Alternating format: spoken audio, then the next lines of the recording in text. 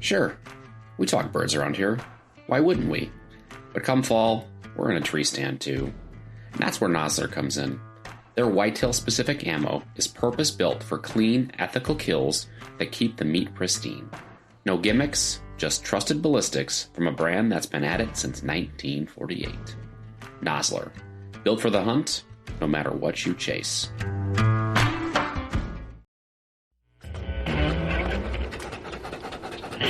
It's gorgeous out. Let's pop some ducks. This is the Upduck podcast, a blend of upland and waterfowl hunting. Tune in as your hosts, Tyler Beaton, Jeff Ludicky, Matt Jeske, chat about training dogs and share their bird hunting stories, tactics, and strategies. Hey, gentlemen, the gang is actually all here. Jeff is back. Yeah, you guys let me actually join you for once. Yeah. I got booted off the last two episodes. I was uninvited. I mean, there was a lot of lab talk. There was a lot of lab talk. I didn't want to subject you to the one. We had like a double guest talking about labs. So it was that would have been a lot with 5 people trying to chime in a podcast. That's too much. I mean, we could have made it work. Yeah. It would have been it would be better if we were all like sitting around a table. Then you could make that work. Yeah, for sure. Virtually, it's a little bit harder though. So, anyway, it's good to have everybody back. Okay, I saw both of you sipping something. What are we sipping tonight? Always water. So okay, all right. It was in a different cup. It was in a my other one's dirty. Okay, all right. Special cup, not the special cup. Not the special cup. So, not the sippy cup anyway. Nope. Jeffrey, what do you got? I got the Wisconsin favorite tonight. The spotted cow. Spotted cow. Nice. Yeah. That is. I took a drink from the hose before I settled in here, so that was about as classy as it works. That sounds refreshing. It does, actually. It's all right. Well, water's good. Yeah. Water's great. If you hear that voice, that's because we have a guest tonight. We're excited to have a guest. We're excited to have this guest.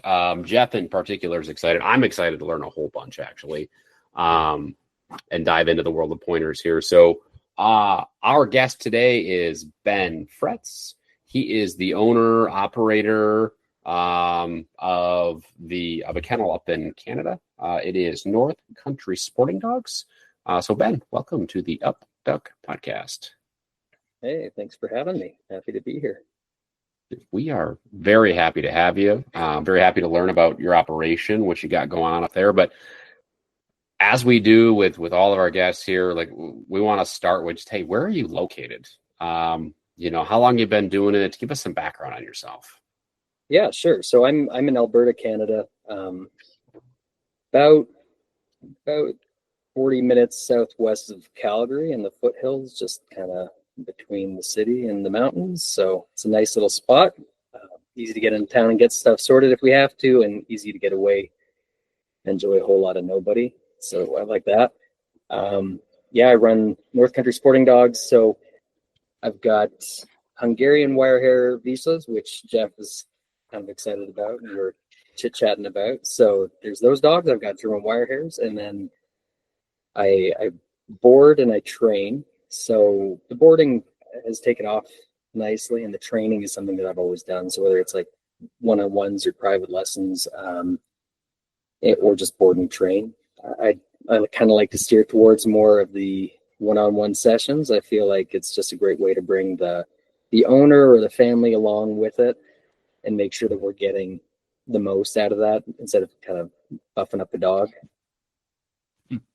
Now, did you go ahead.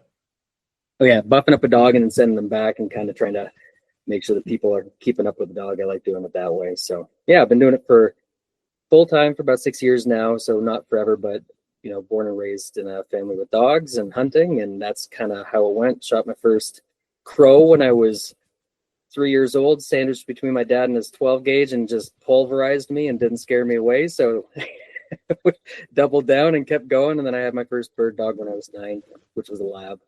And yeah, it's just been great. Now, did you grow up in Canada your whole life? Yep. Okay, Yep. in that I grew similar up area. in Great Lakes. No, Great Lake area in Ontario, so a lot more grouse, waterfowl, woodcock, things like that. And then my wife and I and our kids, we skedaddled out of that way because it just felt like it kept getting busier and busier. We wanted to be a little further out, play with more wildlife, and get out to the mountains. And I like the diversity and game that you can chase out here in terms of big game, as well as upland and waterfowl. So great. As well as just different pace of life. So yeah, So, get like, rooted and out here, and we love it.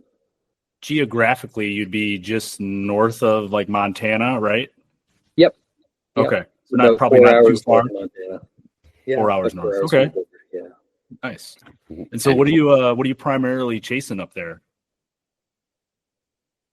Everything. Okay. Everything I can. You mean like upland birds? So Well, I mean, anything. if Yeah. Do you run upland the hunting? dogs. I run versatile dogs, so they can. Yeah, I mean, for upland, we've got rough grouse, spruce grouse, blue grouse, ptarmigan. We've got pheasants and huns and sharps. There are sage grouse, but there's no season for it. There's great flyways for all the waterfowl, and I do like big game. So typically at the end of the training season, I like to sneak away and go chase sheep for a week or two, and then take a little break during the season and go chase some elk. The property that I live on, we always have lots of critters moving around, so I tend to pass a few moose through the year, always looking for a bigger one, and then regret it later when my freezer's empty. So this year I'll throw an arrow at a moose or two and hopefully fill that freezer up a little easier before putting the stress on. So yeah, I mean, we love to chase everything, and the dogs are great being versatile dogs. You can blood track with them. You can run them up in the uplands, and you can also chase the waterfowl. So it kind of fits what I like to do, which is just get outside and enjoy hunting. Man, that sounds like a paradise up there.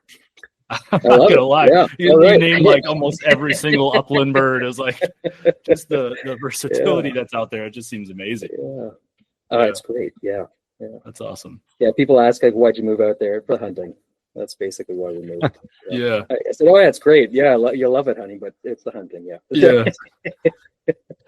How is the hunting and fishing community in Canada? Like I hear a lot of people, taking guided trips and stuff up to Canada, specifically for waterfowl, but how is the community there? Is it pretty tight knit? Like, is it like, tell us a little bit about it. The population base of Canada.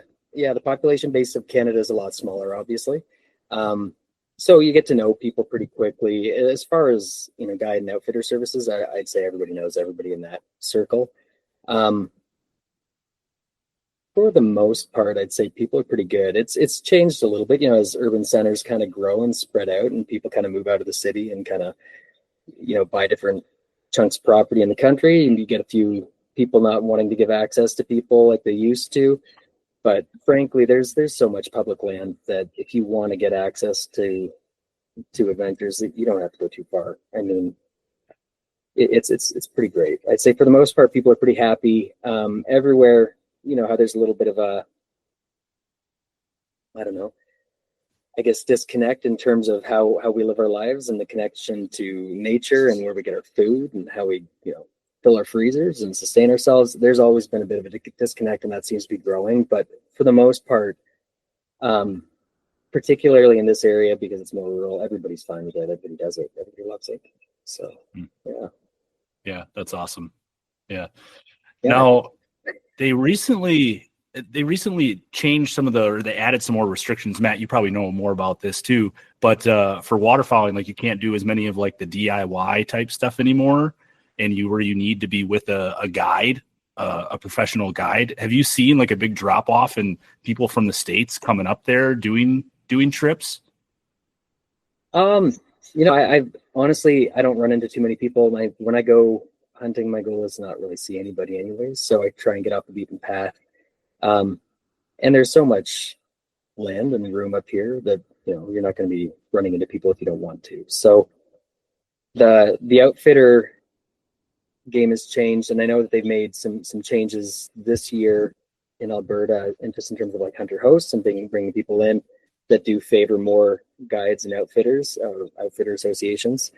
I think it's just a management kind of tool that if people are coming in, they're just trying to make their deal up on the tags and everything is kind of taken care of. But in general, I think it's fairly accessible. But yeah, the waterfowling thing, if anything, it's more or less just because it's managing business, and at some point, just like most businesses that rely on any aspect of natural resources, there's people who just have no idea, ministers that are appointed that have no idea what's going on, and so you have to try and protect that. And then there's bureaucracy, and everybody just starts to make a mess out of things. It's kind of similar to what happened with the whole CDC and just moving dogs around, right? So I mean, to import a pup into the States now under the age of 6 months, it's just not supposed to happen, essentially. And in reality, the people who are suffering are the reputable breeders and lions who can prove that they come from healthy dogs and healthy kennels, and that their dogs are fit to be imported, as opposed to just these rescue dogs that have been plucked off the street somewhere, and shipped over, where nobody knows the age of them, nobody knows what exactly they have, and that's why there were 3 new strains of rabies discovered in the States, and everybody freaks out. Well, it's the same old. People kind of have a bleeding heart for a cause that they don't know anything about, and then they go ahead and they screw things up. So what do you do? That sounds Get out right. You can find a place where it's quiet, so Yeah. Waxing poetry about politics here, Ben. I love it. oh geez, You nailed it's it. a dangerous hole to circle, isn't it? I know it is. It is.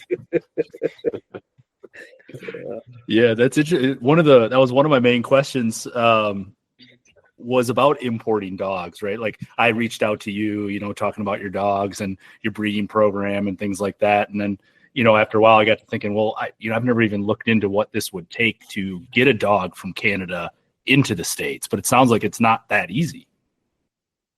Yeah. So it used to be really easy. And then now, then it became, impossible. You can't do it. And then it turned into some people care, some people don't. And so if you're going to fly with a dog, you can't do that. They're not going to let you. If you're driving over here and then you're driving back with your dog, it seems to be that nobody cares about that. And that's, I don't know, stupid, but that's the way it is. So nobody seems to stop you. The other thing is that I've got friends. It's taken a little bit of time to just make sure we can kind of iron everything out and make sure that we know that everything's going to be taken care of. But if there's a certain amount of people that want dogs from a certain litter, and I know that we want to make sure that we get certain lines into the States, then there are people who will whelp the litter for me. So I can basically take a dog down, we whelp the litter down there, we make sure that the dogs are going to people who need them, and make sure going to the lines that we need them to be spent into different kennels and things, and different folks that really want that dog. Yes, there's workarounds like everything. And frankly, I mean, I went to the border one time with a dog, and he was more just wondering why I'm driving to go see a buddy when it was such bad weather. And he just couldn't understand why I'd want to be driving in this weather. And then finally he just let me go through. And I was like, I got a dog. Do you want to see the papers? He's like, I like dogs better than people, and slammed the window and let me go. So I don't know. You just roll with the punches and see what happens most of the time. But yeah, I think it's at the point where there's a little bit of exhaustion with it all, and people don't really police it too hard in most places. Gotcha. But I say that, and someone's going to go get in big trouble for trying to smuggle a puppy or something. Yeah. I don't know. So don't take my word for it. Yeah. Now, Matt and Tyler, you guys talk a lot about, British labs and stuff. Is there a lot of struggles importing British labs too? Not currently that I'm aware of. It was during COVID, but everything was hard during COVID. Yeah. And it's kind of cleared up since then, as far as I know. But I haven't heard of anything new. I knew of the CDC puppy thing, and then I think even bringing hunting dogs across, there was going to be a big thing with paperwork, right? From bringing dogs from the U.S. up to Canada, I'm pretty sure. I mean, nothing I was ever worried about, but seems like a giant pain compared to what it used to be like 2 years ago. Yep, same. I agree with Matt, and I think a lot of the British breeders or trainers or breeders in the States, they're bringing the dogs over when they're a little bit older, and then they're putting them in their breeding program and producing those dogs. Okay. And then as opposed to, someone like importing a puppy and it's just getting now so one of the guys that I train with, his dog is, how old is Ike? Maybe 10 now. That dog was imported like as a puppy. Mm-hmm. It was, I believe it was anyway. It was one of the original Southern Oak Kennels dogs. It's like one of the first dogs they brought over, actually. So I think things have changed obviously since then. But yeah, he got the dog when it was a puppy. Yeah, I mean, yeah, it's crazy, I've had a lot right? of dogs get imported, but it's just, it depends. I mean, the past, it was basically about last year that they implemented this rule with CDC. And then before that, it didn't matter. I mean, fly things over. I know it was, I flew to Amsterdam just before this all happened. I flew to Amsterdam to bring a stud dog in, and it was cheaper for me to fly to Amsterdam, get the dog, and fly back with it than it was to go through all the hoops now of agencies and all the bureaucracy that you have to do in terms of paying for all of these different steps along the way for people to handle it and bring the dogs in. So yeah, like you said, since COVID, things have gotten a lot more complicated, and I think it was just a time for everybody to go absolutely bananas and see how they can start charging dollars for everything.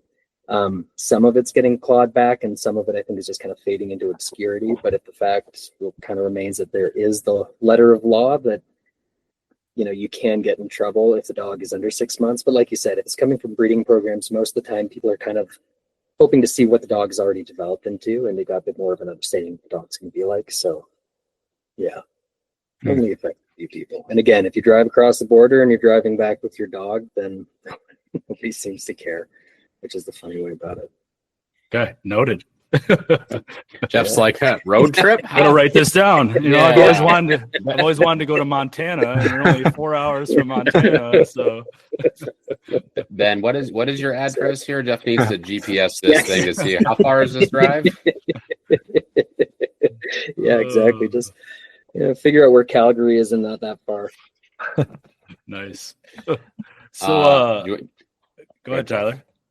I was gonna. Do you want to segue this into dogs? I've got to segue right to the dogs here. So. Go ahead. All right. So Ben, you got your first dog when you were 9. It was a lab.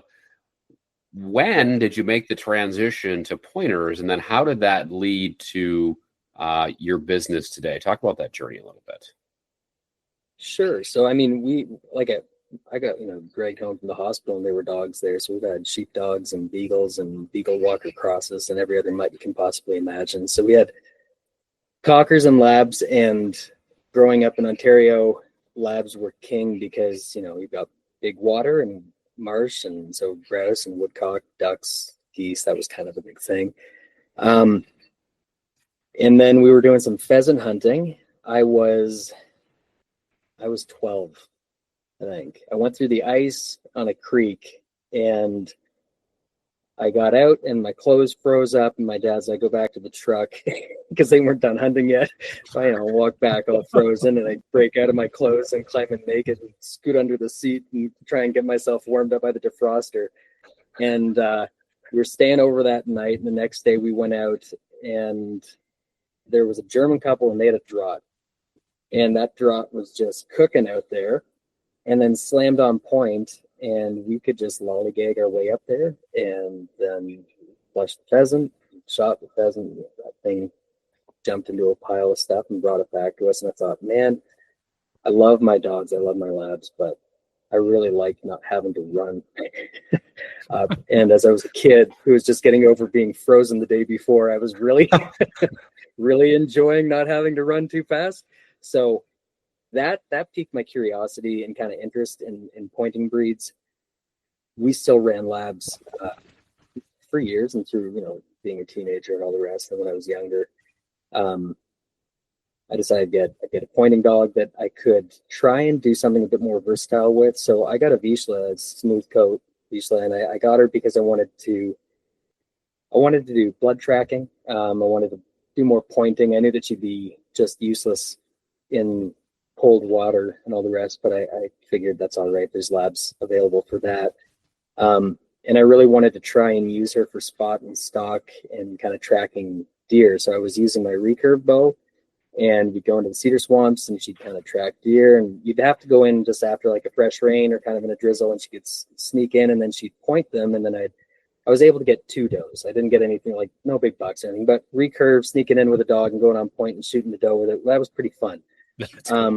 That's awesome. Yeah, and so like it was a little different than stuff that I had tried before, and then I thought, I love the versatile dogs. The only thing I could change about that dog is she's like a naked pig. She's just like skin, So I needed a harder dog, and so that's where the German Wirehairs that I had run before and had through the teenage years, and then come back to that. Okay, I'm gonna get some German Wirehairs, and I love German Wirehairs. And I love the Vizsla, and I love the Vizsla's temperament, cooperation, all the rest. And you're looking at the Hungarian Wirehair, and you're like, well, it's literally a drop and a Vizsla, and you smoosh them together. What do you get? The Hungarian Wirehair. That's what it is. So, yeah, I jumped on that when I could, and haven't looked back. It's just been massive money pit adventure. I love it. It's everything I make training dogs, I throw down into the hole of bringing new dogs in and new lines in to try it out, because there's a bit of a disparity in the breed. I think it's a young breed, and just like anything, different kennels are going to start to focus on things that they like, and so the dogs are going to start to eventually follow the breeder in terms of how they like to hunt, what they like to do, what activities they like to do. And that's true in every breed, right? I mean, there's certain breeders that you breed a dog because you want to have certain things from these dogs. Like if hunt tests are your end all to be all, then your dog's probably going to be a bit more cooperative and, not have such a wild streak in it. And it's going to be able to follow and be very teachable and biddable. And then if you only run big, wild country, you're probably going to have a dog that's want to run big, run hard, and probably be a little bit harder to curb, and you want that independence. So for me, kind of the main attributes that I like about that breed are the cooperation, but I feel like maybe they've kind of just been tempered a little bit in terms of the drive. So I wanted to find specific lines that still have the physical attributes that I'm looking for in terms of a well-rounded, versatile dog. It can hit the water hard, not get too cold. It's not going to run too thin of a coat. It's going to have a good durable coat, but still it's going to have deep enough chest and long enough legs. It can run big on the upland, big country if I'm chasing Huns or things like that. And then of course you kind of want the temperament that, that dog can just flip that switch and turn off, but you also want that kind of wild child in there so that it's got enough drive that it can go rip through the cattails and not give up, or run all day and then do it the next day and do it the next day and still be ready to go. So it's been fun bringing in different lines that focus on different purposes for their kennel. Yeah. And so I've got a good lineup of dogs that I'm really happy with. And so far the dogs that have been coming out have been pretty good. I'm pretty pleased with it, but it's still really early on, I'd say. And we're going to see what the trajectory is, and we'll keep course correcting as goes. But the dogs are pretty interesting. I think they're great family dogs. They remind me of labs that way, where they're happy to see everybody. They're just friendly all the time. My German Wirehairs are kind of aloof. Like the breed is, they're fine. They're happy enough, but they don't give a rip if you show up. But if something's there that they can kill with their face, then they're game on and they want to get into it. So it's like the Hungarians are just a bit more, happy-go-lucky and goofy and cooperative, but they still let me be lazy in terms of walking up and enjoying the point from a long ways away, because they're cooperative and biddable, but they still want to hunt all day. So yeah, it's a fun breed. I think it's a breed that with time it's going to grow a lot in popularity, just because it checks so many boxes for what folks are looking for, Mm-hmm. and it fits a family life so well. Yes. I'm super curious. But Jeff, go ahead. Go ahead. I know you got questions. I've got questions here. Well, I own a slick Vizsla. I think I've heard people call it that, or a smooth Vizsla, right? I kind of chuckled when I heard that the first time, that they refer to it as a slick Vizsla. And one of the main reasons I was looking at the Wirehair Vizslas was because I wanted to do more waterfowl hunting, right? Because my Vizsla is great for upland, like I pheasant hunt, grouse, all that stuff, just amazing. But when she gets wet and it's cold out, I can't run her that long, right? She'll start shivering. She breaks down. Like, I just can't do that to her. Now, with the Wirehair Vizslas, is the coat is probably the main reason why they're more versatile in the cold weather, right? Yeah, absolutely. So, I mean, it's kind of like comparing a Corvette to a pickup truck. I mean, the Vizsla, the smooth coat, those, I mean, they're built for speed and they rip and they slam on point that looks stylish. You're not going to get the same style with a lot of wire hair dogs. People can breed for more of that, and they start to get a little finer in bone and all the rest, but the breed itself is supposed to have much heavier bone. It's a more durable dog in that capacity. The coat is a dual coat, so you got a thicker undercoat and then a wirier overcoat. And that's supposed to help just with repelling water and insulation, as well as when they're ripping through the brush, that overcoat, the wiry coat will pull out naturally. So they hit a fence, the hair rips out, as opposed to ripping a hole in the dog as easily. They go through briars, same thing. So yeah, it's all in general, it's a more sturdy built dog. They still have style, but it's a little different, right? Especially with it being a European dog, like the Wirehairs have a tendency, they want to have that flat look. I mean, even if you look at pointers that are run in Europe compared to North America, the pointers in North America, there's kind of a style that's been bred into them, right? Big, tall, standing dog, head high, tail right up at 12 o'clock. And then if you look at a lot of the pointers that are running in Europe, it's like a panther, kind of low and long. And so the top line of a Hungarian Wirehair, similar to a lot of German Wirehairs, are supposed to be relatively flat. So, staunch, firm points. When they slam on point, both legs the front legs are kind of supposed to be on the ground, all fours. They do that lift typically because they're stopping, but that's when they really hammer on a good point. Straight line, you'll have dogs that have different tail sets, but the desired look is that straight long line, kind of like Pluto off of Disney, just straight. Yeah, besides that, the size is a little bit of a difference. So European Vizslas tend to be bigger, and that's a smooth dog, not the Wirehairs, because they still do a lot more versatile kind of hunting, right? So I mean, there's still a tendency that they're going to run big game with some of those dogs. The Hungarian Wirehairs, again, they've got a capacity to be a little bit larger, particularly the males can have a tendency to be a bit bigger, bit blockier head, bigger shoulders. And that's as well because they're versatile. So they are run on big game over there. So not as frequently as the draughts or anything like that for boars and stags and things like that, but they do it, and fox and stuff like that. So that's part of the reason why I like them as well is, sorry, I got some mosquitoes bugging me here. I like chasing a lot of different type of game, and the fact that they're so cooperative means you really don't have to harp on them too much. I mean, if I have one of my my German Wirehairs out, if a rabbit runs on by or a gopher or what, I don't care, whatever it is, they're just like, a heat-seeking missile. They want to get it and kill it and bring it back to me. The Hungarian Wirehairs they're cooperative. I mean, they'll hunt it if I say hunt it, but they point the porcupines more than they ever go over. I've never had one bite a porcupine, and I've never had to do any sort of aversive training with them. Leave those things alone. They just point it and they look at you and they're kind of like, "What do you want to do?" And I was like, "I want you to leave it alone." Meanwhile, their German cousin is like, crunch. Yeah. So, I've seen pictures of that. Plenty of pictures of that. Yeah.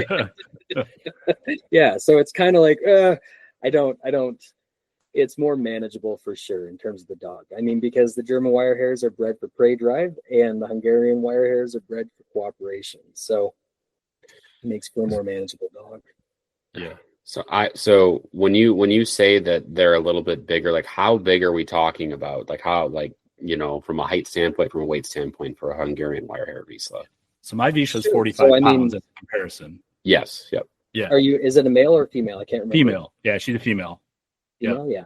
Mm-hmm. Okay. Yeah. So I mean, there's disparity. So because the COI, like the breeding coefficient in the Hungarian Wirehairs, is so low, that you still have so much outcrossing that it can be kind of soup to nuts in genetics, right? So I mean, I've got a male that I would be every bit 80 pounds.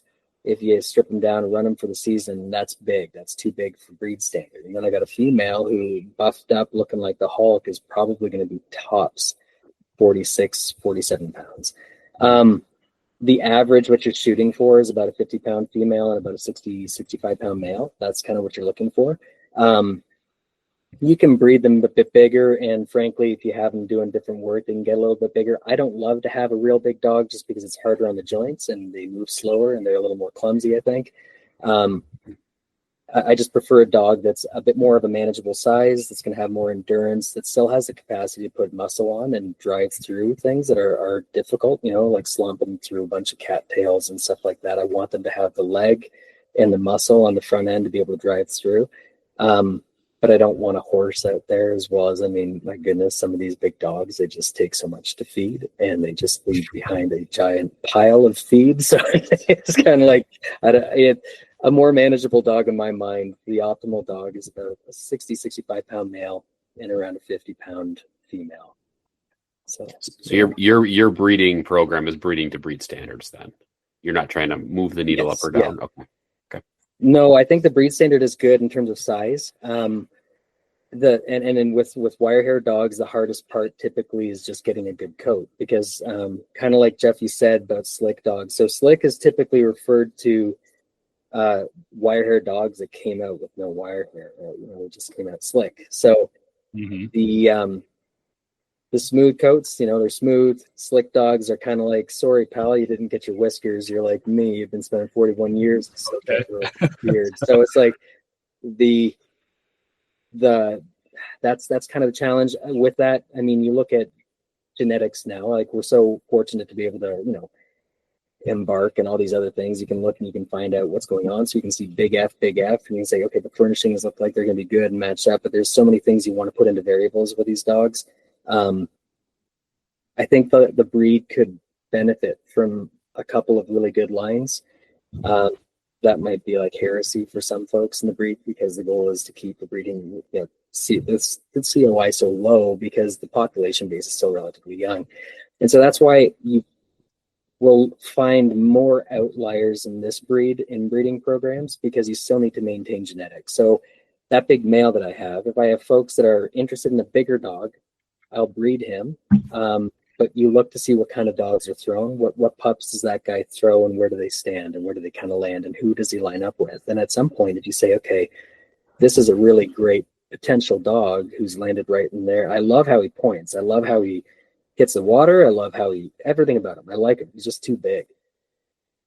But he's genetic material right now, and there's very limited amount of dogs in the world for that breed. So you have to look at that and kind of take it with a grain of salt. So I think that's why I kind of enjoy the breed and why it excites me, is because there's room to grow. And it's not as rigid, perhaps, in terms of cut and dry, just repeat process. It's a bit of, mix it in, stir it up, see what happens. What do you get? Yeah. And that keeps it exciting. So you're like a scientist. I want to. It's kind of like you like tinkering, right? Trying to find the right combination. I want to come back to you said the breed, like it's small, right? There's a finite amount of genetic material, right? And I want to come back to that. But I want to go back to, you said they're not as stylish as, say, like a smooth coat Vizsla. When you say that, are they not covering as much ground? Are they not quite as fast, or is it just all maybe in the points? Describe that a little bit more. Yeah. I guess there's a lot of different nuances to it. So if we start with just the point, and again, this goes to the game that you're playing, right? Like if you're looking at field trialers, they run a lot of pointers, and then they run setters, and then those setters started to look and run like pointers. And there's a certain way that they played that game, and that's what they wanted, and that's what they to look. And they're not going to run like that. They're not going to do it, at least not for a long time, until people start trying to breed them like that. And that's not what they're built for. So the actual style of point, if you're looking for what the breed standard is, it's bang on. But if you're looking for a very stylish tail up in the air, head down low, you might not get some of that stuff. They still have a lot of intensity on point. But the top line is flat, right? So, the head will be a little lower, that back will be rigid. It'll be a rigid, solid point and intensity. But that's kind of the style that I was referring to. As far as running big with speed, with a bigger bone structure and a little bit more muscle mass, you just lose a little bit of that speed, right? So if you look at some of the older pointers compared to the newer pointers, some of these new pointers just rip, and they're 40 pounds. Some of these setters are 40 pounds, supposedly running a 60 or 65 pound pointer or setter. They carry a little different. So yeah, it's also, I mean, look at the horses, right? It's like, look at a thoroughbred and look at a Percheron or a draft horse. I mean, they're not quite that, but I would say take a quarter horse, draft horse cross, maybe you're kind of creeping over into that zone. They're going to run and carry that for a long time. Their gait is a little different. I'm looking for dogs that run with a little more intensity than some of the lines that I've had. Some of them are kind of, you know, they find their pace, they stick with it, and they go all day, every day, all season. But I don't mind turning over a couple dogs and pulling a couple other dogs out and running them the next day and let some dogs, you know, just rest up. But yeah, I like a little bit more intensity. So style wise, running in the field, they'll run as big as you let them. Being such a cooperative dog, a lot of the time they're going to do what you ask and do what you want. And because they're looking to please you, if you harp on them when they're young and teach them to just stick close, they're going to do what they think is right, which is stick close to you. But if you don't, you just let them rip, then they're going to be like, oh, it's great. They turn around and look at you, give them a little nod, then okay, off they go again. That's like the biggest thing is every single time they slam on point, they kind of stop and they give you the little side eye, like, do you see what we got going on over here? As opposed to just like slam on point, you walk in, they're like, mine, and they, you know, hammer it. So you don't get a lot of that in the breed because the cooperation's been bred into them. So, you know, with such, I guess, intensity, right? I mean, it's so intentional. That is what they're bred for, is cooperation. So it's kind of like everything has its blessing and a curse. And the blessing with that is that they're so intuitive, they're so easy to train, but they're so easy to just suppress and diminish the drive to go out there. So they cap really easily in terms of their intensity. So make for a very, very safe house dog in terms of a dog that's going to relax, chill out, just live life. But if you go out there to train the dog to hunt and you're hacking at that dog all the time, you are going to diminish the drive because the dog's going to want to do what you want it to do, and it thinks you want it to just chill out and come on back. So when I'm training those dogs, someone's looking out there, sorry about that. Then when you're training those dogs, I just like to help them go. I mean, the first season is really just we're having fun and there's no mistakes going out there. And a lot of the time they're going to hit the points. They're going to do everything really early on and develop quickly in that way.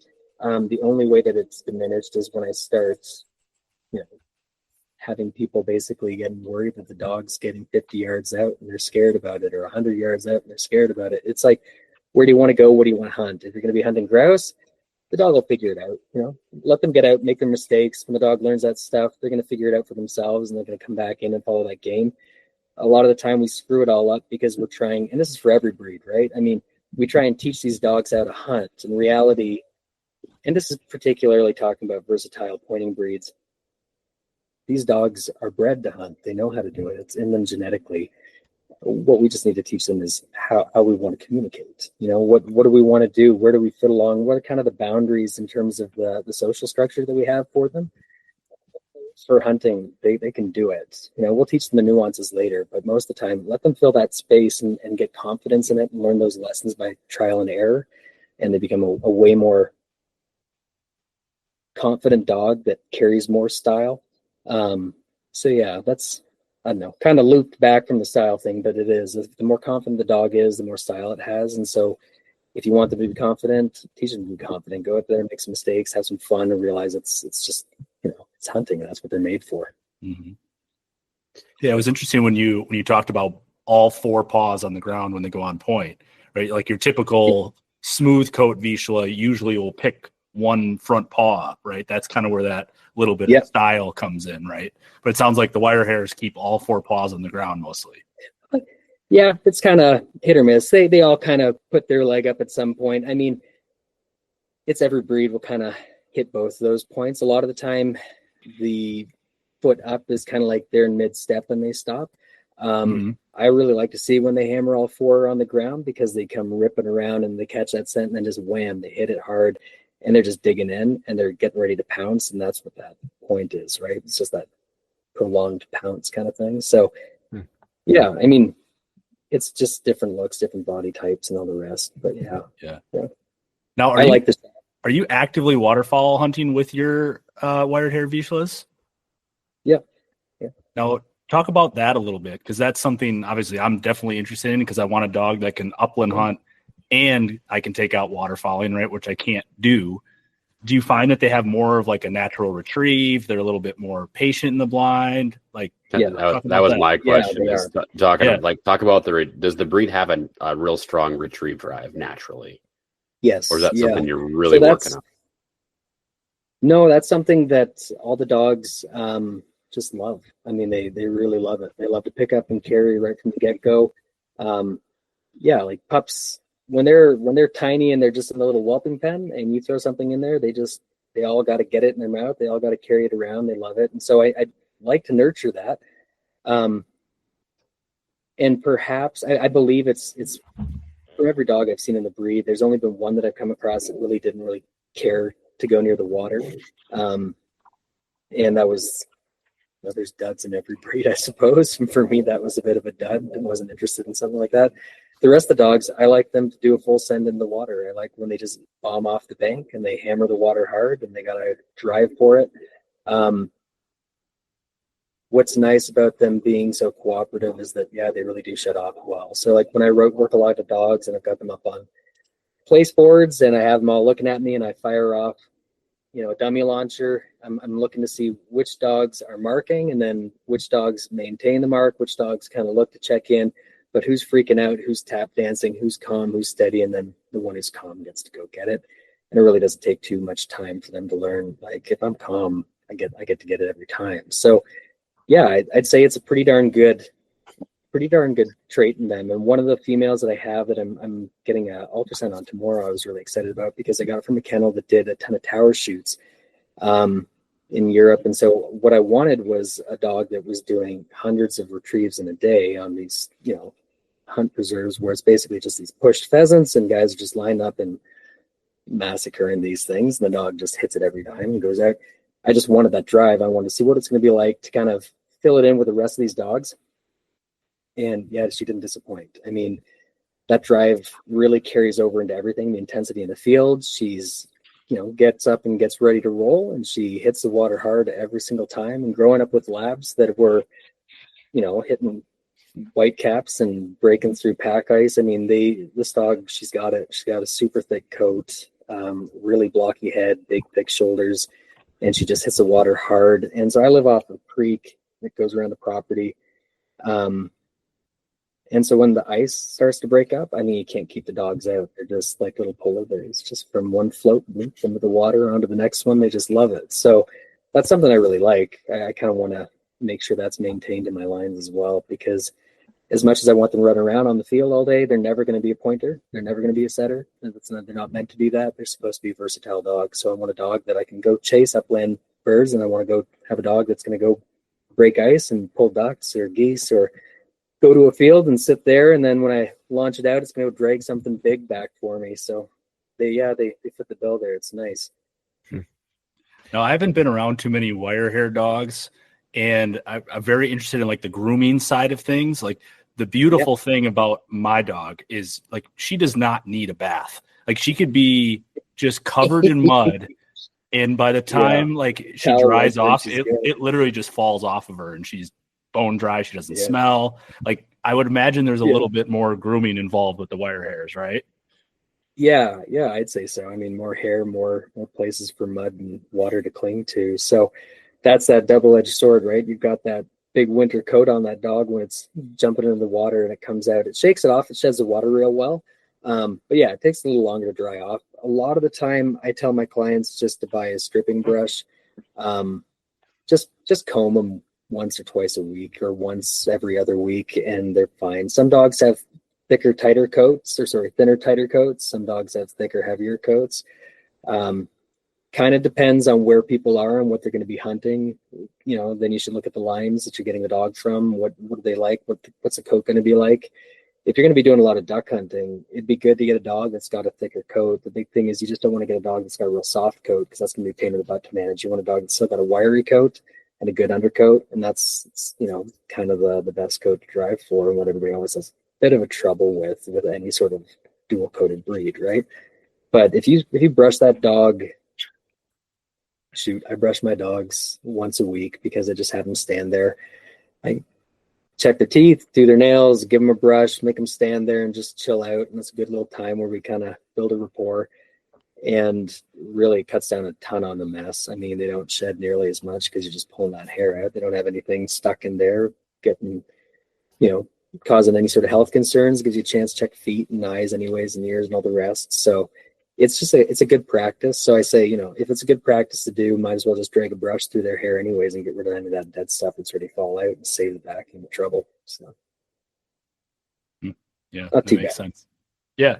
Yeah. So they probably don't shed as much as like your typical smooth coat Vizsla then. No, they don't blow out the coat the same way on like a consistent basis, but a couple times a year, once to twice, depending on the dog, similar to labs. I mean, or most dogs that blow out their coat.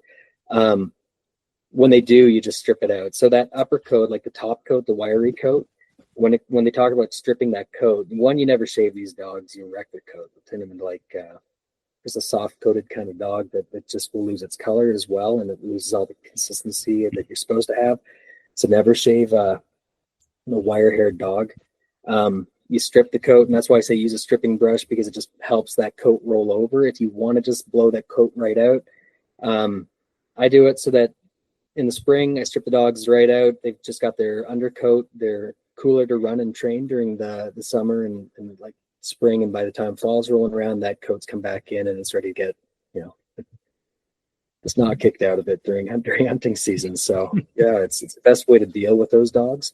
But yeah, I had a poodle pointer in for training, and it came in and was like this platinum blonde kind of silver, and it was super soft and super curly and ugly coat. I mean, horrible. And so I stripped that dog every day so it looked like Gollum. Like, it just was the ugliest dog you've ever seen, and was getting sunburns, and I had to be careful when I trained it and how I trained it. It was naked like for 3 months, and on the 4th month I started to let it, you know, grow back in. And when they got their dog back, and a month later when all the hair had finally grown back in, it was a deep, rich chocolate brown with a coarse coat, and the coat had finally come back. But they had taken that dog to, like, you know, PetSmart or Pet Value or whatever it is to get their dog groomed, and had been shaved like 3 times, just ruined the coat. So that poor dog had to get like just stripped naked every day. Every day I'm pulling that dang hair out of that dog. It just was the ugliest looking rat you've ever seen, sunburned and butt naked. And finally the hair came back, looked good. But yeah, don't shave your wire hair dogs. Don't do it. That's Labs are easier that way. Tip of the day right there. I love that. That's great. I had no idea, so I'm glad you answered that for me. Yeah. My wife was asking that same thing. It's like, do you have to take him to the groomer and get him shaved down? Like, I don't know. Yeah. No, don't. Now, why do you think it's taken? Like, it sounds like these dogs check like a ton of the boxes, right? And I know down here in the States, like the poodle pointers seem to be more popular. Like, you see a lot more of them, especially lately. They're becoming a lot more popular. Why do you think like the Wirehaired Vizslas have taken so long to grow in popularity? Like, what was holding them back? I think just this year they've topped over 5,000 dogs worldwide. So before that, it's just like, you know, it's less than 5,000 dogs in the entire world. And so how many people are actually breeding those dogs? How many of those people are breeding the dogs for the purpose that we want? There's a big difference in style and intensity and even, you know, physical structure and coat from breeder to breeder, depending. I mean, I went across Europe looking at dogs that I wanted to pull over that fits the bill for what we want here. That still lands squarely in what the breed is supposed to be, right? And so I think there's a lot of amazing things that have been done by breeders in Europe, and there's some incredible breeders over there. But we're so fortunate to live in an area where you can hunt so many different animals, and shoot, I hunt 120 days out of the year and train for the rest, and I can chase a ton of different critters, and it's just not possible everywhere in the world, right? So those dogs in Hungary and in Germany and Czech, I mean, they're just not getting run the same way. They just can't. They just don't have the opportunity. So it's, I think, with the fact that it takes time and money to bring them over, that limits people. The actual number of dogs limits people, but the fact that there's more and more folks here that are pretty interested in developing the breed to the level that we can use effectively here, I think you're going to start to see it really explode. At the same time, there's always that, the double-edged sword that we talked about. Kind of like when Weimaraners were brought over and they were the magic dog and they could do everything, and then they hit the show ring and kind of blew blew half of that breed to smithereens, and there's people who work with it.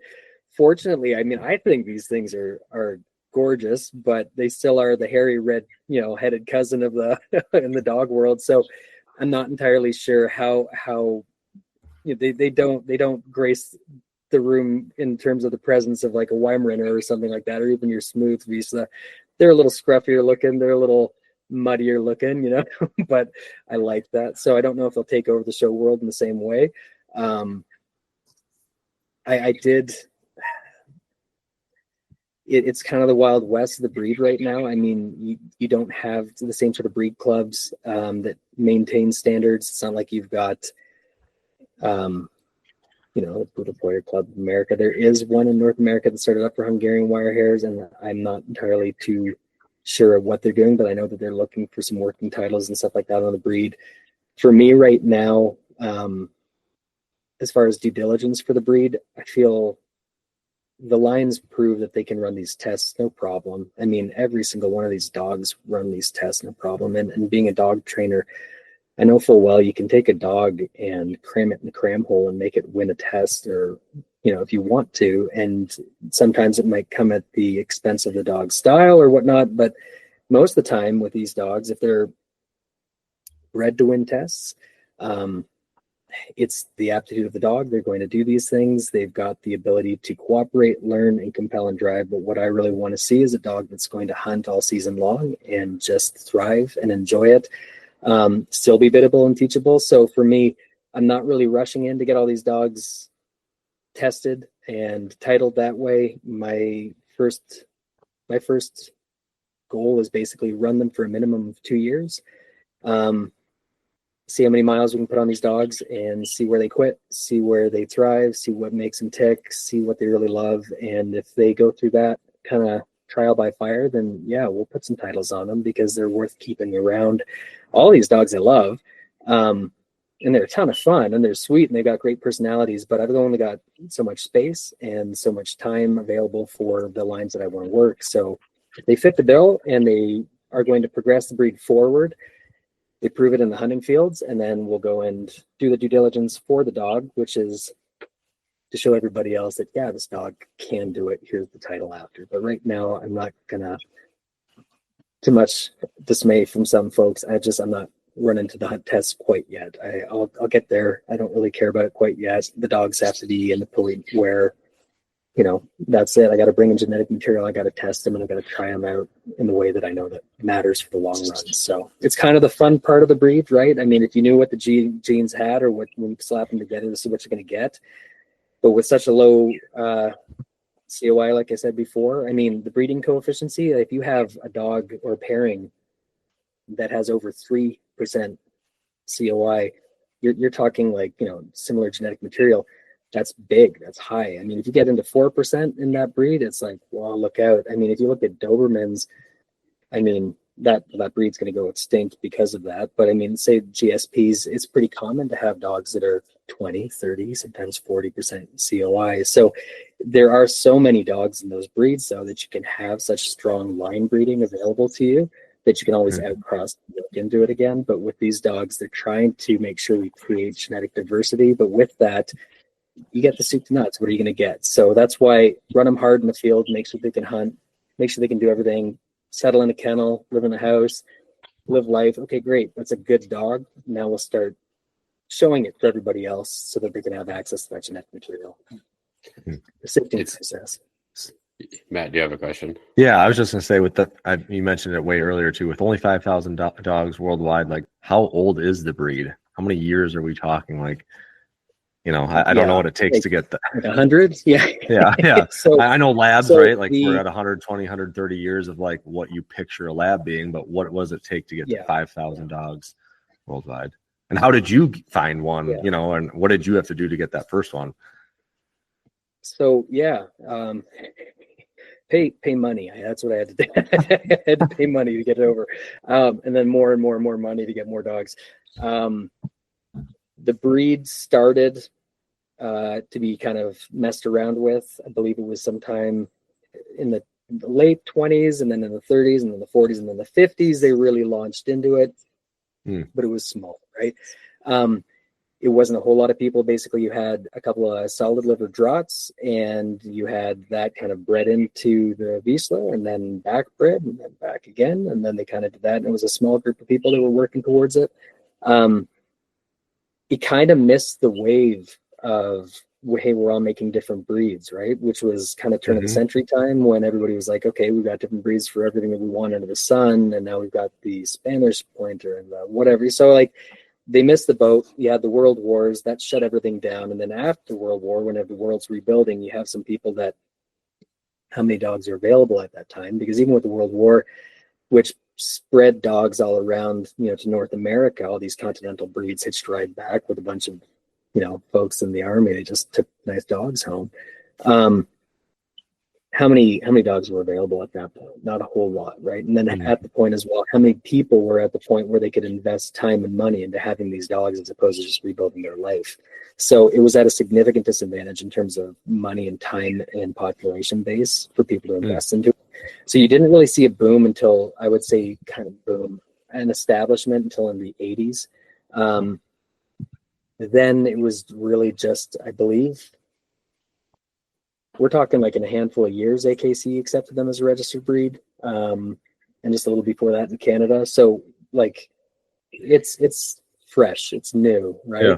And now with the number of people that come over or have imported dogs, and then the reason I've imported so many dogs is so that I can get them in the different kennels and lines and start muddling around with it and having fun with it. Now it's more accessible. More people see them. They're like, give that a whirl and I give it a try. And so I think you'll start to see a big pop in the population base. And for me to bring one over from Hungary just meant contact breeders, try and find who's willing to send them over with the potential of, if I do like the dog, if the dog works out, I want to breed it. And it's a matter of getting to know people, getting to know their dogs, seeing what their dogs do, seeing what they do with their dogs, and then bringing them over, trying them out. And unfortunately, not all dogs make it. So it's a lot of investment that just, I'll never see a return on in terms of my money, but that's not exactly why anybody breeds dogs. If you think you're going to make money, you're stupid. It's not a business plan. It's because you like hunting and you like dogs. That's why you breed hunting dogs. So, that's why I work such long days in the dog training hours. I'm going to take advantage of that summer sun. I got to make money back.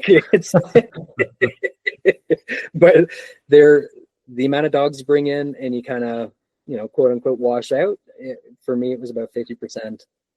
And then for the dogs that I have, I love them. But at not one of them would I say that's like my dream dog where I hope the breed will be someday. And if it was, well, then what am I doing it for, right? It's just to perpetuate something. The fact is, you know what the dog's potential are. And I think the greatest potential about the dog is their willingness to please and work and drive. Now it's just taking all these different lines where I've seen something excel in different capacities, and we're going to try and weave them together without diminishing the genetic material too much that we start losing the ability to breed, right? So it's kind of a little delicate dance over the next 10 years, I'd say. So you mentioned, I was going to ask if the breed is AKC registered or recognized by AKC. You said yes, and that's recent. How many breeders are there in North America? We'll just say Canada and the US, North America. There's gal Tanya that I know. Worked with. I mean, I've kind of helped her with the dogs. She's helped me bring dogs in, and she's Pannonia Wirehairs. There's Anton and Regina Saw that was Sarga Kennels. They were in Ontario, and they're kind of coming to the end of breeding. There was somebody out east in Canada. They're kind of done. There's Cata Miller, Cape Canis Kennels, and then there's is it Pivot Kennels? Kind of Wisconsin, I think, area. They've got mostly dogs from one kennel, Old Molly. There's a couple other people in terms of actually out in Wisconsin that and send some dogs to that are kind of starting to collect a few more dogs, and they're good to work. Matt Frank is a guy who has the intention to breed dogs. I think he works with Mossberg. Nice guy, really keen on doing it. There's a few other Belinda, and then I mean there's a few others, and in terms of big kennels, not a whole lot. I think most of them have, one or two dogs or three dogs, depending where they are. And I'm honestly, I'm bad. I mean, I've got a social media presence because my wife told me I needed to do something to make sure that I'm marketing what I'm doing and I pay the bills. So I did it, and I like taking photos. So it kind of panned out okay on Instagram. But I am not a people person, and this is the most talking that I do in like a long time. So it's good. And you got me talking about dogs, and then suddenly I'm not a weirdo. Otherwise, I'm going to go be a weird hermit and run off into the woods, right? So I got a lot of dogs, and I bring in a lot of dogs. So probably, I tend to have about a dozen dogs in my kennel, up to 15 dogs. And it's a lot of work, and it's my full-time life, right? So I don't think a lot of people can actually afford the time that it takes, not to mention I'm kind of a dummy that only sleeps about 4 hours a night when I'm doing this stuff. So it's like, how many people can afford that lifestyle? Not too many people. So whether it's a glutton for punishment kind of attitude or I'm just stupid, I've got a lot of dogs and I'm able to run them and I like it. So the other kennels are a little bit smaller. Tanya's got a good number of dogs. I think she's running about 6 right now. And she had, I'm actually going to have a dog of mine stud one of hers this fall. I'll try and snag a pup from that litter and see how it goes. I really like her dog, Baroka. She's got all fancy Hungarian names for her dogs. Mine are like, Barry and. No, I recently heard her on I think it was the Ugly Dog podcast. I just heard her on that one not too long ago. So yeah. It sounds like she does a lot of stuff with NAVDA. She does, yeah. So she's a judge with NAVDA. And I like running dogs in NAVDA. I like following the judges along. I'd love to go and help out the local chapters a little bit more again in the future. Right now, I'm taking a little hiatus just because I got too many irons on the fire and only so many hammers in my hands. So I gotta pay attention to what is a little closer to home right now. But yeah, she's a good person. There's a lot of really great people interested in the breed because the breed takes a certain amount of investment, and it's harder to buy in because it's harder to get the dogs, harder to find good dogs, and then it's harder to say goodbye to those dogs if they don't fit the bill. And that's the biggest problem with most people. They get a dog and they love that dog. And they're like, oh, this is the best dog I've ever had. I love it. I'm going to breed it. And sure, you've had that dog do everything under the sun, but to look at that dog objectively and say, sure, it's a great dog, but is this a dog that's going to elevate the breed another level? Is this going to move the dog into the next step? And if you're not capable of looking at that objectively, then you probably shouldn't be breeding that dog. And the only way you're going to do that objectively is if you get a whole whack of dogs and see a whole lot of those dogs to compare it to. So, yeah. Yeah, it's a good way to look at it. It's hard to take all the bias out of it when it's your own personal dog, right? Yeah. It is. You love them. Yeah. I hate saying goodbye to dogs, and sure, too much. So.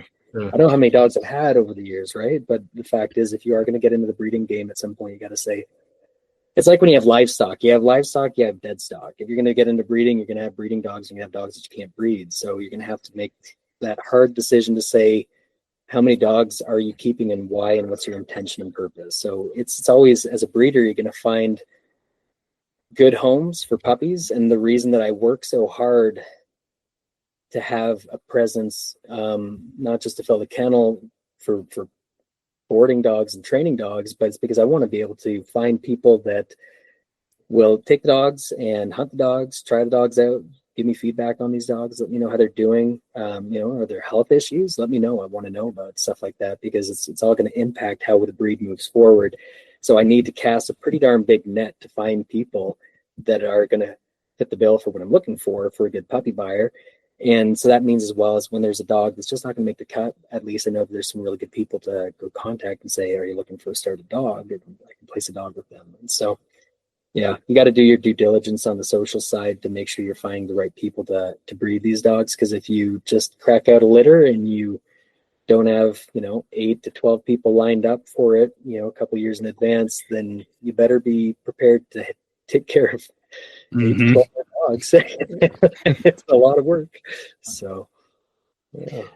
I was going to ask too, just how many these other kennels are running hunt tests. Because if you're looking to expand the breed, like that just gets the dogs in front of people who are interested in pointing breeds, and if, it's interesting the way that you're doing it. We were like, hey, the dog has to show me that it has everything I needed to do in the field. And then I'll go and then I'll run the test and put it in front of people and sort of tailor it to the test. And I don't know if that's the right way to do it or not, but I mean, it kind of runs true to who I am and what I've been. I mean, I've always been more interested in hunting than anything else. There's been a lot of times in my life where I could have gotten into trials or hunt tests or things like that.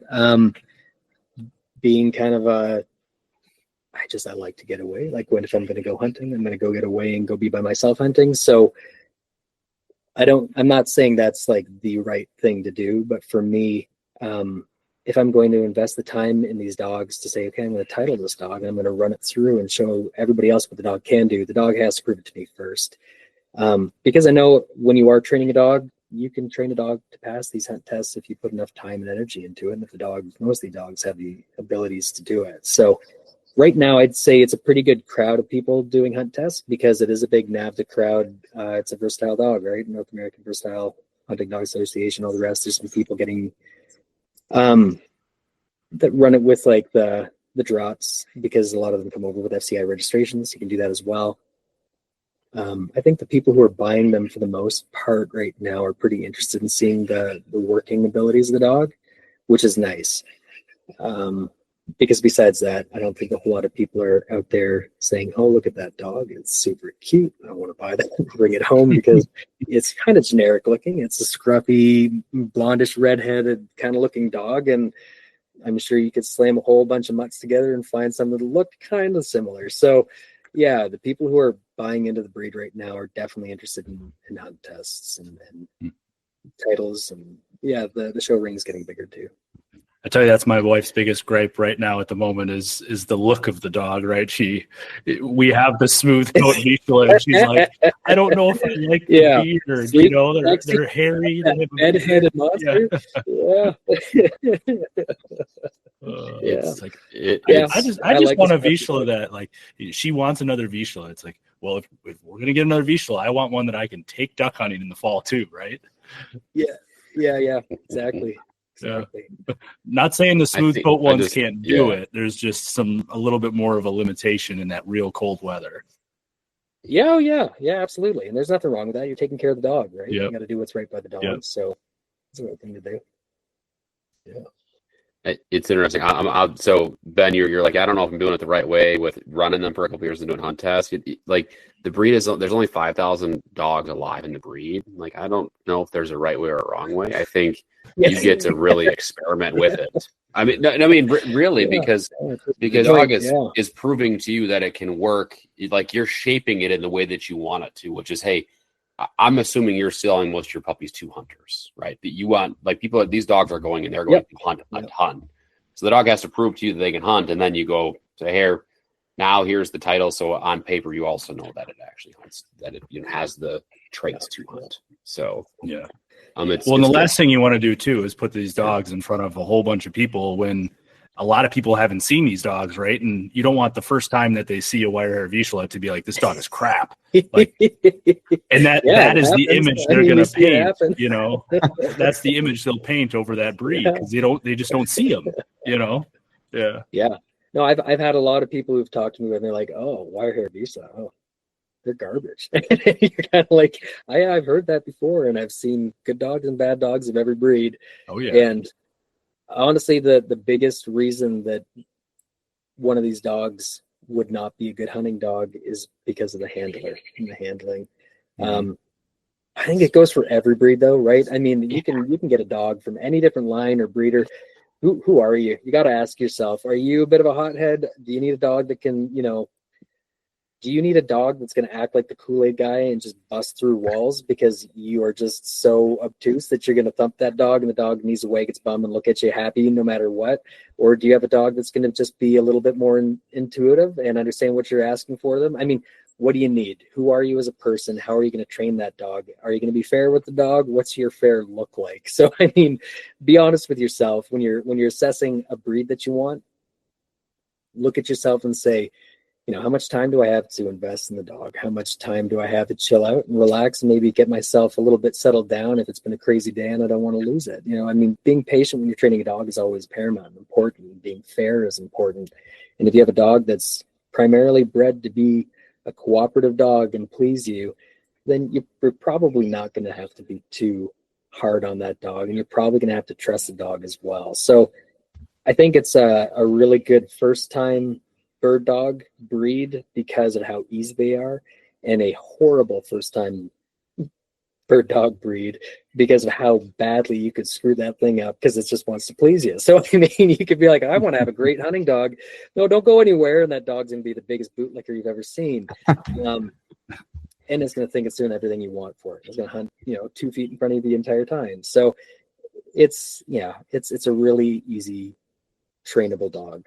And that's why I think they're going to do well. Just, people figure out whether they can or can't handle that sort of thing, and they change it. I mean, you've seen those changes in breeds everywhere.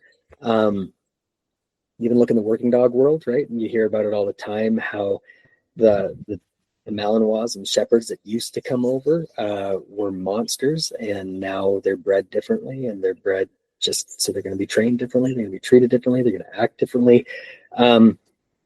So a progressive kind of approach to training, understanding fair training, as opposed to kind of rinse, repeat drill and aversion training and just kind of, pressure on, pressure off. You can dance around a bit more with that with these dogs. I think you can put in a little bit more, as opposed to teaching them the activity that you want, teach them a mindset. If you want them to overcome something, you give them an obstacle to overcome and teaches them to do something. Because the fact is, a lot of the time, the instincts in these dogs are so well ingrained that they can do this. You don't need to teach a dog to point a bird. The dog points a bird. You don't need to teach a dog to fetch this thing. Most of the time, the dog's going to run out and fetch it up. So give it the first year of just running around, honing these skills before you really start to muddy the waters, and then get in there. And once they've got that and they've got the confidence, like, oh, I know what's going on. No, and we have fun. This is how we do it.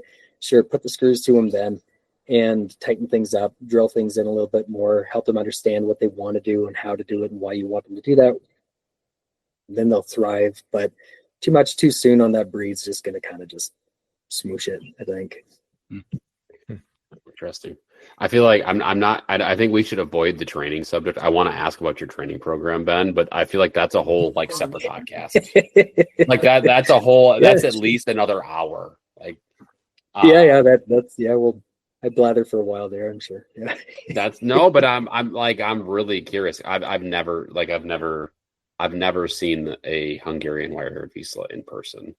I don't think you guys got to come up and hunt sometime. We'll check them out. We'll run some dogs. Be amazing. Line it up. Let's go.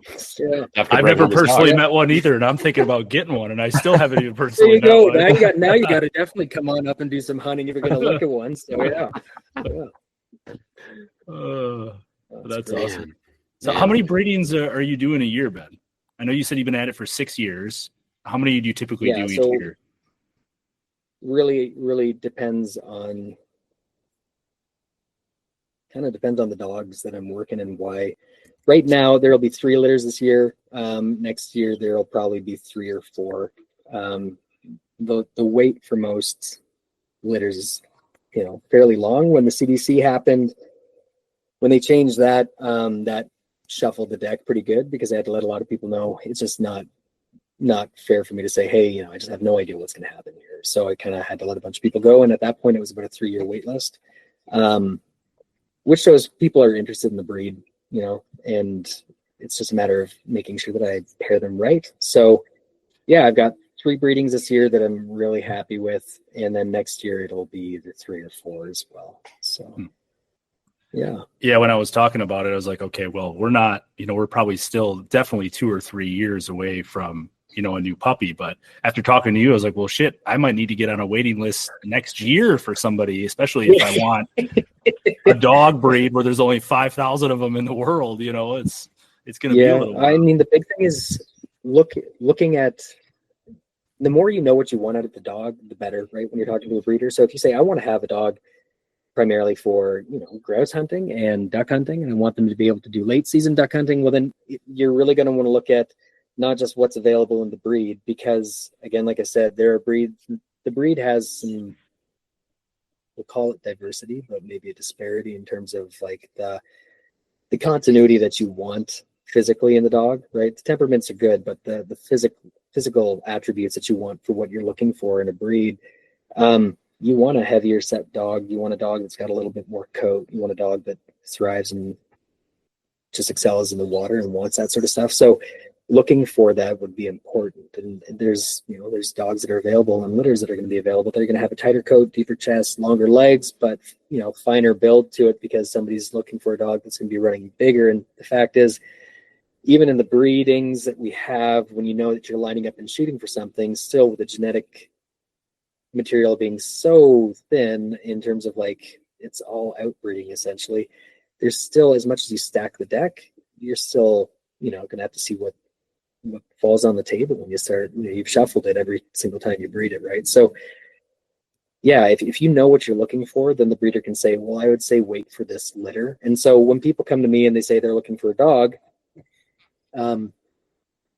I ask them to tell me, what is it you're looking for in the breed? What is it you want to do with the breed? What do you want to do? Do you want to hunt? What? Tell me what it looks like. What's your season look like? What's your house look like? And then from there, I start looking at the dogs and the pairings that we're going to have and say, yeah, you're on the wait list, but you're on the wait list for this pairing, or actually what you're looking for is going to be at this pairing, and it might be a little sooner. So we all have to be a little flexible because we're dealing with Mother Nature, right? I mean, dogs are dogs, and you're going to find out what you're going to get when the pups hit the ground. And then I've got to sit there and assess the dogs and say, okay, well, you were looking for a male that wants to do this or a female that wants to do this. Well, there's a male that does what the female that you want it does. Are you prepared to take that, or do you want to wait for the next litter as well? So just matching dogs with owners is pretty important as well. And then once I pass the dog off to the owners, obviously then it's up to them, right? They got to kind of carry it on and make sure that they're going to fulfill their end of the bargain, which is nurturing the dog and letting them turn into what they could be. But for me, yeah, I'm looking for match people up with the pairings that are going to fit what they want, so that you can hopefully produce the pups that give them what they're looking for, that still are kind of all steering towards the center of what I want for the breed. So yeah, it's a bit of a gamble, I suppose, like anything. Yeah. Yeah. Well, Tyler, what do you think? You going to get one too? I mean, Ben's putting the sell on here. I'm going to have to start running these pointing hunting tests here, apparently.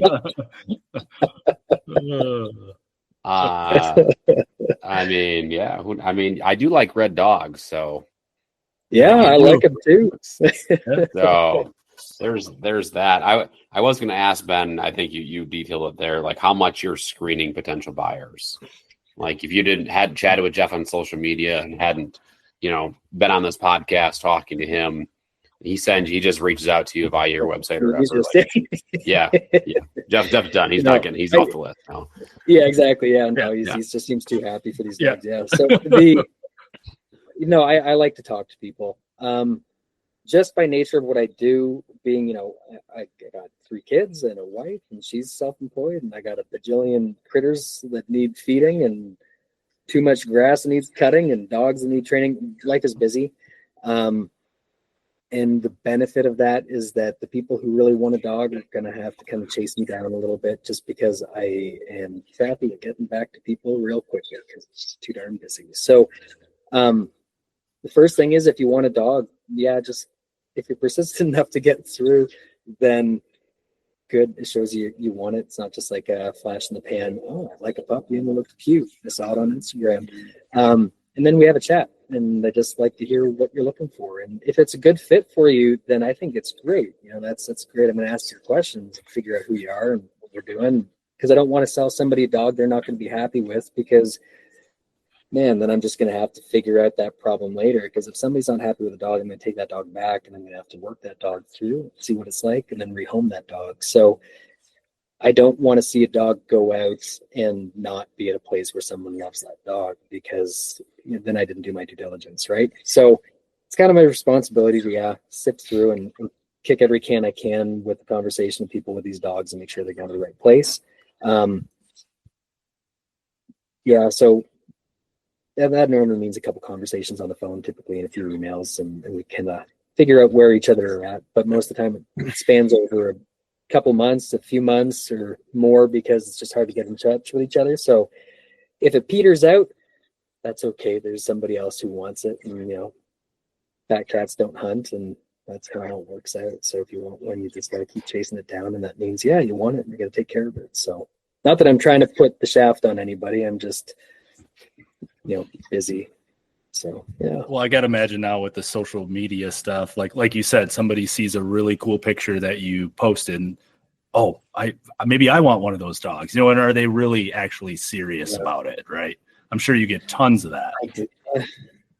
I have. I mean, sometimes you get somebody who's downtown LA, and they're like, I run a Pilates gym and I love the look of that brown dog. And I was like, there's not a fat chance I would sell you a German Wirehair to go sit in your Pilates class and walk down the streets of LA. It would just be not going to happen. So borderline abuse. It happens. I mean, it happens, so it's just a matter of getting to know people, and people, educating people as well. So that's why this is a great opportunity to talk about the breed. And I appreciate you guys having me on here and asking these questions, because anything I can do to kind of let people know about the breed and what they're looking for.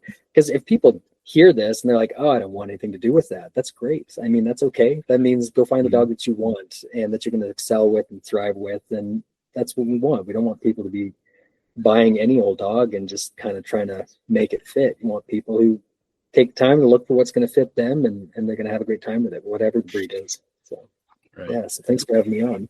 Yeah, that was great. It's exciting to learn, more about this breed, and it's so rare. I mean, 5,000 in the world, that's crazy, right? I mean, there's probably 5,000 labs, in our little area that we have around Wisconsin here. In southeastern Wisconsin, there's guaranteed 5,000 labs. Probably a lot more than that. Yeah. So, I mean, it's cool to learn about this, a rare breed, and get people excited about it, right? And we can continue to kind of watch it grow and evolve. I think that's really cool. And you're essentially kind of a pioneer here in in North America, trying to make this breed better. Yeah, one of them, I suppose. yeah, for sure. Yeah, that's fun. So Ben, the way we try to wrap up our podcast, or we would like to wrap up our podcast, is with a session we call Sky Blast questions. So these are like rapid fire, off the cuff. They could be related to hunting dogs, anything really. We have some standard go-to ones we'll probably run through. Jeff will come up with something crazy because that's what he does. And we just kind of wrap up on a lighter note. Think like a rapid fire session. Sure. Are you game for that? Fire away. All right. Yeah, let's do it. Okay. Who wants to go? Who wants to empty their chamber first? Yeah. Matt seems to always go first. Yeah, sure. I break them in pretty easy. What's your hunting shotgun of choice, especially for waterfowl? Oh, for waterfowl, I have a Benelli. I think it's Supernova, but I'm a bit of a sucker for old guns, and I just got a Boswell. I love side-by-side brake guns, and this Charles Boswell is a dandy, and that will be my field gun this year for upland and field waterfowl. But other than that, if I'm going near the water, it's the Benelli. Okay. Pump. Where you're at, are you typically hunting waterfowl? Boat, small creeks? Are you walking into places? What's your usual? Walking in, yeah. She's a lot of prairie and upland. So you got potholes and field shoots. Okay. Yeah. Used to be both. Yeah, sure. And then do you have a favorite mount or like taxidermy at your house that's your favorite? Oh yeah. Do I have one of my own that's my Yeah. favorite? Yep. Yeah, my cat, my mountain lion, my cougar. Oh, nice. Okay, follow-up Yeah. question. Was that taken in Canada or did you like where'd you go for that? British Columbia, Okay. BC. Oh. Yeah. Very cool. Awesome. That's what Like a good luck. Yeah. All right, I'll go next, Tyler. Okay. I thought you might want to close this one out, Jeff. No, I'll go. All right. So I know you do Wirehaired Vizslas and German Wirehairs. What is your favorite? I know we've been talking a lot about Vizslas, but what's your favorite between the two? Ooh, that's tough. I mean, it's a split decision. I think I love the project of the Vizslas and I love the character. But I still love that kind of feral, open the dog box and unleash Pandora and all hell breaks loose with those German dogs too. So that's tough. I mean, I think the reason I like them both is because there's something to aspire to with the German Wirehairs. While working towards with the Hungarian Wirehairs, it gives you a little bit of a barometer of how much is too much for the breed. Sure. But as long as it's got a beard, I'll just say my favorite is a bearded dog. How's that? All right, perfect. That's a good answer. All right, now since you are up in Canada, what is your favorite hockey team? Oh man, you're talking like the one Canadian it doesn't. I never even. You don't even played ice hockey. I played street hockey so I could fight the local kids, but that was all right. I did not expect that. I don't know. You know, There's a Canadian who does not like hockey. I didn't think that existed. That's like somebody in Wisconsin who doesn't like the Packers. Hockey. It doesn't make sense, you know. Yeah, I think I went to one hockey game in my life. See, down here, we just assume you all like hockey. Up there, everybody's obsessed with it. That's just our general stereotype. Too many people. I just sit there and watch people skating around. I could be out doing something or shooting at something. That's funny. Sorry, that answer on two of yours. Well, this one might not be any better. Okay. All right. Okay. All right. So what is since we're down in the lower 48, what is the thing that you find most annoying about us Americans? Probably just the lack of general understanding of not everybody here speaks French. Like, man, you've got Netflix or Disney or whatever the heck streaming service you want to have, and I go to watch a movie like once in the blue moon, and then I turn it on and it's French. And I'm like, well, that sucks. I mean, we don't all speak French. There's one province that speaks some French, and even there, it's not everybody. So that, not because you guys are annoying, but because somewhere in the marketing team, they're like, oh, Canada speaks French, so we'll put half the movies on in French because it's streaming in Canada. And we're like, crap, we can't watch half the movies now. So that's funny. Yeah, that's about it. So you Everybody don't all else speak is great French, so and not everybody likes hockey. Those are the two things I got. Crazy, isn't it? Yeah, that's funny. Breaking standards and molds. That's what we're doing. All right, that's all I got. That's it. Okay. Nice, good questions. All right, Ben, I've got a whole list of them here. All right. First one I want to know, because this is the first question, most important one. Are coffee or energy drinks? Coffee. Okay. Double espressos. Oh man, this guy's speaking my language here. That or Roadhouse coffee that makes you feel like you're gonna have the crap celery before you drink it. I mean, that's good Roadhouse coffee. It just burns a little. I like it. Yeah. All you gotta do is smell it, and that's all it takes. Yeah, sometimes. and you're like, well, I don't know if I'm gonna regret it. I'll drink it. Yeah. Might burn a little bit on the way down. You know it's good then, though. Oh yeah, it's gonna do its job then. Exactly. So. Excellent. Okay. All right. So for you, what hunts are on your bucket list? What's the top of your bucket list? Mountain goat. I'm hoping I pull a mountain goat tag. I mean, we're really fortunate here because I can buy sheep tags over the counter, elk and moose, and I mean, I've got elk, moose, and deer on my property. So I'm spoiled for the opportunity to chase things. My hounds, unfortunately, got killed just in December by wolves, so I got to get some more hounds so I can start chasing cats again. So yeah, I'm spoiled for choice, but the one tag that's hard to draw in Alberta is a goat tag. So that's my bucket list. goat. How As far as many- birds and upland stuff goes, I'm pretty darn happy. Like this September, I scoot on up with a guy who sold me that Charles Boswell. He's, I believe he's 84. He's a retired biologist who lives off grid in the Yukon. Like you got to take a canoe to get to his house, and he's got ptarmigan behind his house. So I was like, I'll see you in September. So yeah, we're gonna go do some hunting there. So that's the bucket list for the upland for this year. That's awesome. That is, and I won't awesome. dog tag this year. Yeah. How many acres do you live on? I live on 16 acres, and I rent about 1,000 acres from my neighbor. Got it. Okay. 1,000 acres for, yeah, 1,000 acres is about. She runs like no cattle anymore, and it's basically the rule is just don't run the dogs around the cattle. So, seeing as there's like 30 cows of hers these days, it's pretty easy to not run into them. It's nice. And that's where you're seeing all of the deer, elk, and moose. I assume that. Yeah, well, the deer come up like they're in the front yard and on the porch every day. The moose come by pretty close, but it's the elk that at the back of the property that run this ridge that's on her property. So Got it. yeah. Okay. And then so related to that, what is your favorite wild game to eat? Ooh. Just the one, eh? Elk. Elk is delicious. Moose is like always good and reliable, but elk is delicious. Yeah. I mean, the whole animal, if you're looking for like best cuts, elk. It's always tender. The grain is nice. Unless you're doing pot roast, then I'll take bear. Pot roast bear is good. Okay. All Blade right. roast. Excellent. Yeah. It's there. Excellent. I messed up the answers again, but that's the No, that's good. No, that's good. So elk, last moose, one. bear. How's that? Yeah. Got it. Makes sense to me. Yeah. Last one for me. This might be a trigger one here. So you live just a few hours from Banff National Park in Banff. Yeah. Uh-huh. What are your thoughts on all the tourists that head up that way? That's why I don't go to Banff. I just, I think it's a beautiful place.